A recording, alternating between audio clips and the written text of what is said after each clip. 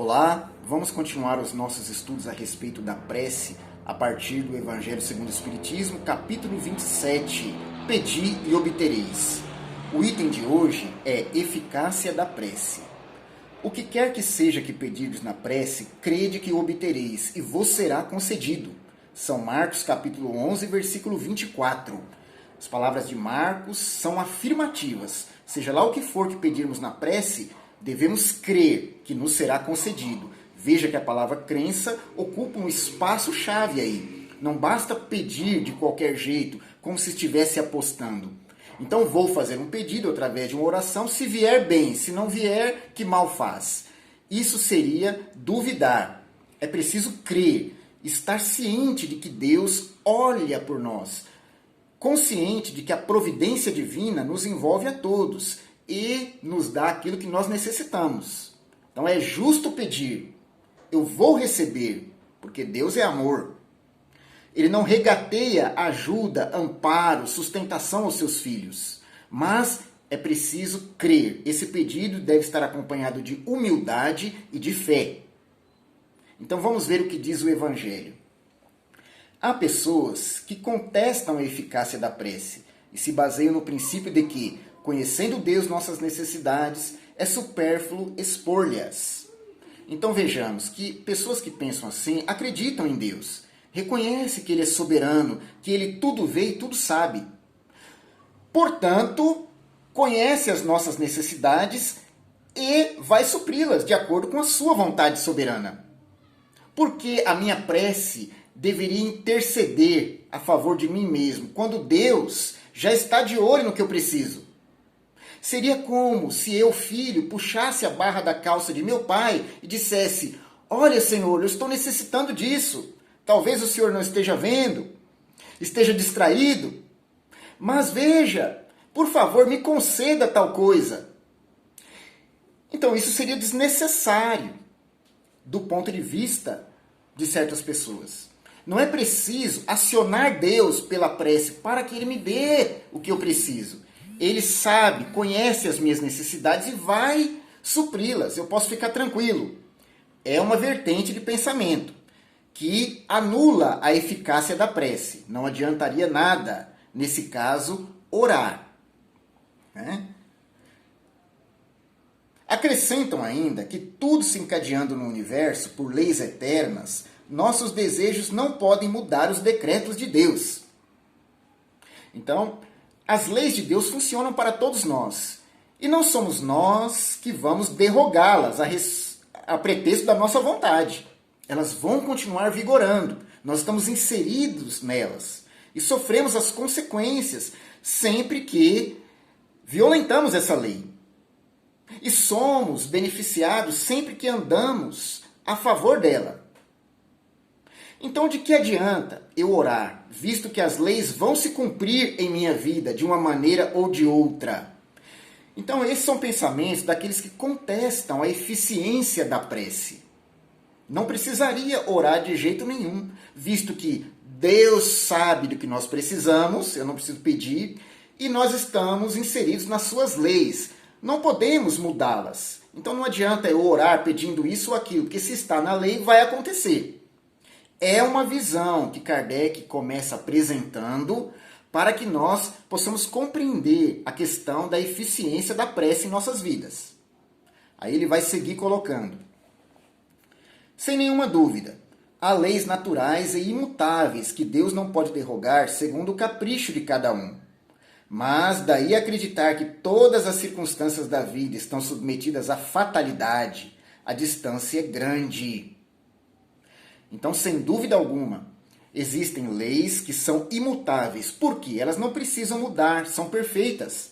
As leis dos homens mudam, porque sofrem o aprimoramento do tempo. Conforme avançamos moral e intelectualmente, vamos aperfeiçoando essas leis para que elas se tornem mais justas, para que atendam mais às nossas necessidades, aproximando-as das leis divinas. Essas são imutáveis, porque são perfeitas desde sempre. Deus as criou e elas não precisam de aperfeiçoamento. Então não somos nós que vamos derrogar essas leis por conta dos nossos caprichos. O que modifica-se no decorrer da nossa trajetória evolutiva é a interpretação que fazemos das leis de Deus. Ora elas nos parecem mais justas, horas não, mais rigorosas. Por exemplo, na época de Moisés, era da lei que se apedrejasse aqueles que cometessem erros. A mulher adúltera é um exemplo claro disso. Ela iria morrer por apedrejamento por conta do seu ato, que era contra a lei. Lei civil que se apoiava na lei divina. No entendimento das criaturas daquela época, era Deus quem mandava apedrejar, porque ela tinha cometido um pecado. Hoje, graças ao avanço moral da humanidade, nós temos outra visão. Não vamos apedrejar ninguém em praça pública por cometer tal erro. O que mudou? Foi a lei de Deus ou foi a nossa interpretação dela? Logicamente, a lei de Deus sempre foi de amor. Agora, como o nosso coração, naquela época, estava mais endurecido, e Jesus mesmo afirmou isso, a dureza de nosso coração prevalecia, nos fazia enxergar a justiça dessa maneira rígida. Hoje nós já podemos suavizar os fatos, os acontecimentos. Então nós temos mais tolerância, mais compreensão, mais empatia com o próximo. E não vamos decretar pena de morte a ninguém. Isso na maioria do planeta. Em alguns lugares ainda existe, né? Porque o tirar a vida não nos cabe. Isso está nos desígnios de Deus. Então nós vamos nos ajustando à vontade divina, ao passo que caminhamos coletivamente para o progresso. Então não são nossos caprichos que vão derrogar as leis estabelecidas por Deus. Isso é um fato. Porém, nós não podemos acreditar que tudo está escrito tintim por tintim na nossa vida pessoal. Não há fatalidade em tudo. A fatalidade está na morte, que é a desencarnação. Todos nós vamos passar por ela, porque é da lei da matéria que ela se desagregue. O espírito que utiliza a matéria por um tempo para avançar há de se libertar dela e depois retornar. São ciclos. É natural. Então, essa é a grande fatalidade da vida. A morte. Nós entramos nela e saímos em determinado momento. Tudo o que acontece nesse meio tempo é programado. Nós temos uma programação que é feita na espiritualidade para que sejamos bem-sucedidos. A reencarnação visa nosso aperfeiçoamento. É preciso que saiamos dela melhor do que quando entramos. Moral, intelectualmente. Elas são estágios de crescimento para o espírito. Então, para que tiremos bom proveito desses estágios, é preciso que haja uma programação prévia. Ela é feita na espiritualidade. Então, como será o meu corpo físico? Terá alguma limitação ou não? Eu passarei por alguma enfermidade grave em determinado momento da vida? Quanto tempo eu terei nessa reencarnação, aproximadamente, para cumprir as minhas tarefas? Com quem que eu me associarei enquanto família? Qual será a minha profissão? Porque isso influencia muito na minha memória espiritual. Eu me entregando a uma atividade específica, vou poder modificar essa memória, sempre com vistas a renová-la para o bem. Então, se eu trago memórias difíceis, dolorosas, ruins, dentro de mim, eu vivencio situações específicas que vão me fazer renovar essas memórias, junto a pessoas com quem eu tenho necessidade de estar. Assim, os desafetos transformam-se em afeições. Assim, os débitos do passado, se é que se pode dizer assim, débito com a consciência, com as leis de Deus, eles são quitados a partir do empenho em determinada direção na vida. Então, a programação é necessária para que sejamos bem-sucedidos. Deus não apenas nos joga na reencarnação e nos deixa à deriva, como um barco no mar alto. Ele traça uma rota. E dentro dessa rota, nós vamos percorrendo com maior ou menor proveito, de acordo com o livre-arbítrio. Aí entra a grande diferença. O livre-arbítrio é que vai determinar se nós aproveitamos bem os recursos que Deus colocou ao nosso favor, é sempre em benefício nosso, ou não. Até mesmo a enfermidade, ela vem em nosso auxílio. Porque eu renovo quadros de memória passando por dificuldades físicas, me tornando mais humilde, mais paciente, mais tolerante. Ao depender de ajuda dos outros, a não poder dar expansão a antigas viciações que tenho por conta da enfermidade, eu me renovo por dentro. Então tudo, mesmo que aparentemente é mal, vem para o nosso benefício, desde que esteja programado, não é? Então eu posso, utilizando o livre-arbítrio, buscar dificuldades na minha vida que não estavam programadas. Mas aí é uma outra história. Por isso, o orar e vigiar que Jesus falou. Orando e vigiando, eu vou conseguir cumprir o que me foi planejado nessa reencarnação e alcançar mais uma etapa progressiva na minha vida de espírito imortal. Por conta desse orar e vigiar é que nós estamos estudando a oração. Então, fatalidade na vida, pode-se dizer, a primeira de todas é o desencarne, e não chamando de fatalidade propriamente dita, mas de programação, as questões mais relevantes da nossa vida. Quais sejam o casamento, o ter filhos, a profissão que vai nos acompanhar, o local onde nós reencarnamos. Então isso tudo não acontece à toa, né? É para nos auxiliar que isso é programado. Então não é bem uma fatalidade, mas é uma programação.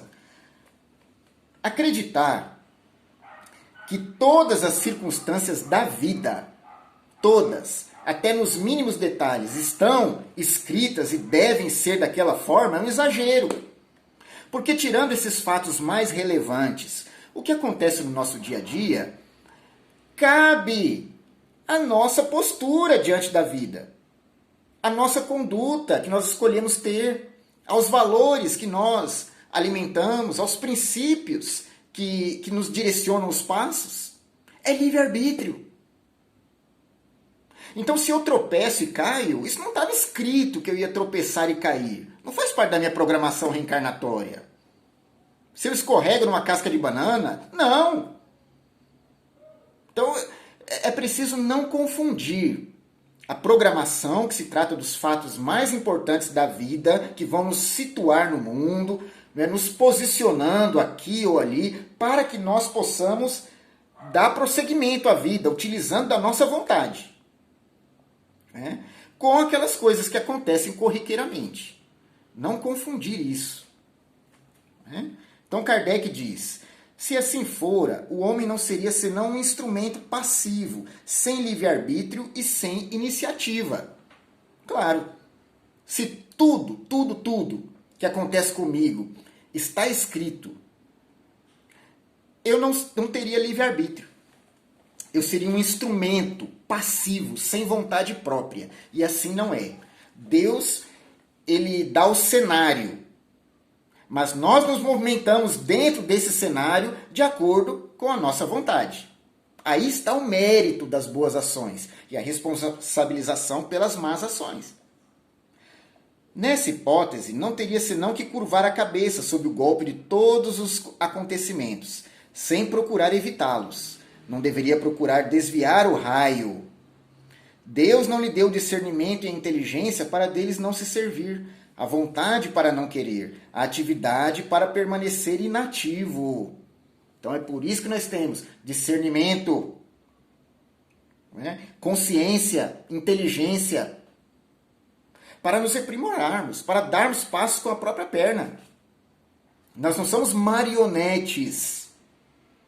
Nós traçamos o nosso próprio destino dentro de um cenário em que Deus nos permitiu nos movimentarmos.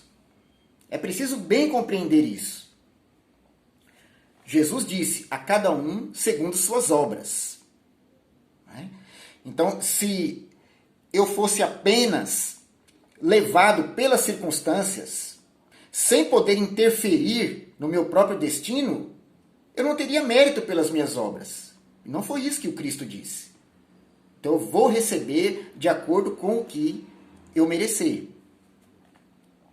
Estando o homem livre para agir, num sentido ou no outro, seus atos têm para ele e para os outros consequências subordinadas àquilo que faz ou deixa de fazer. Pela sua iniciativa, há, pois, acontecimentos que escapam forçosamente à fatalidade e que não destroem a harmonia das leis universais, como o avanço ou retardo da agulha de um pêndulo não destrói a lei do movimento sobre a qual está estabelecido o mecanismo. Deus pode, pois, aceder a certos pedidos, sem derrogar a imutabilidade das leis que regem o conjunto, ficando seu acesso sempre subordinado à sua vontade. Então aqui é onde Kardec queria finalmente chegar. Deus pode nos conceder um pedido sem que ele derrogue as suas leis que estão estabelecidas. Até porque a concessão de pedidos está na lei. O livre-arbítrio torna tudo uma incógnita. Porque vejamos, Deus como Pai nos coloca no caminho certo e nos dá a ambientação reencarnatória apropriada para que obtenhamos sucesso na reencarnação.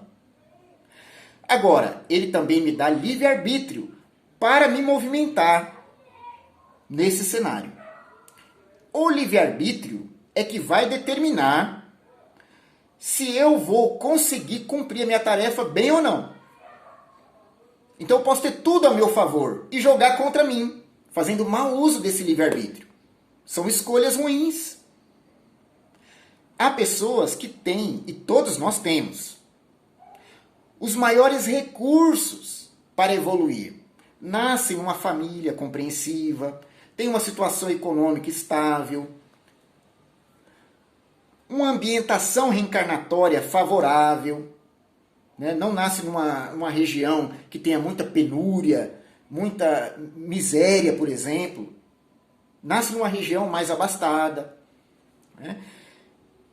É colocado numa profissão rentosa, que vai lhe estabelecer uma boa vida, segura, confortável, e não sabe aproveitar. Tem saúde física, tem afetos ao seu lado, mas joga tudo fora. Por quê? Não orou e não vigiou. Jesus deixou bem claro. É preciso que não esqueçamos que somos espíritos imortais, participando da vida dos outros, inclusive, enquanto tentamos dar um jeito na nossa própria vida, dentro do que Deus nos proporcionou. Se eu esquecer disso, nada vai me ter valor.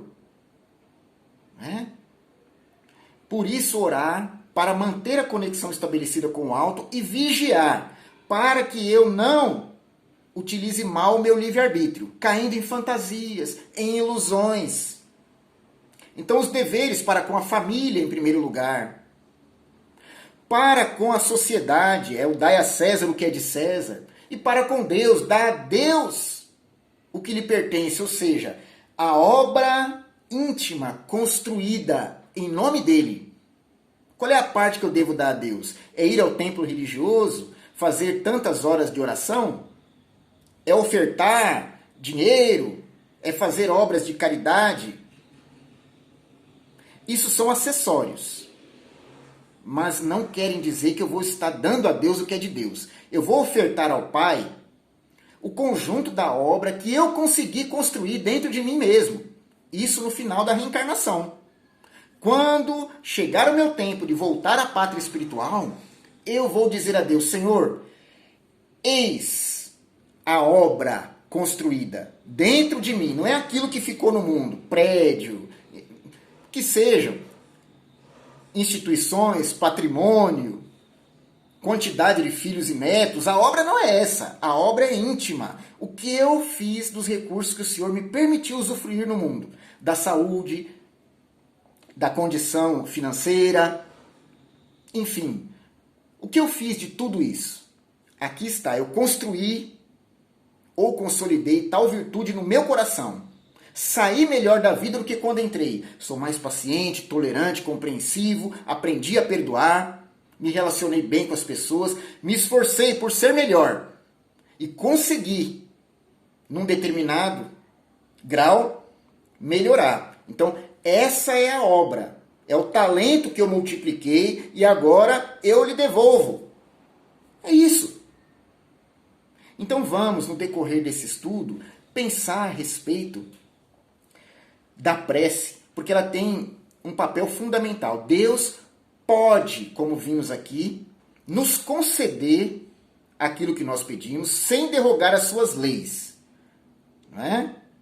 E aí vale as palavras que estão em São Marcos. O que quer que seja que pedirdes na prece, crede que o obtereis e vos será concedido. Ele afirmou, não é talvez obterá. Pode acreditar que obterá, seja lá o que for que pedirdes na prece. Por quê? Tudo vai ao nosso favor. A vontade de Deus é que nós cresçamos. E se Ele vê que nós queremos crescer, nós estamos nos empenhando para isso, nos dedicando, nos esforçando. Claro que o que formos pedir, Ele vai nos conceder. Um pai não concede isso aos seus filhos? Por que Deus não concederia a nós?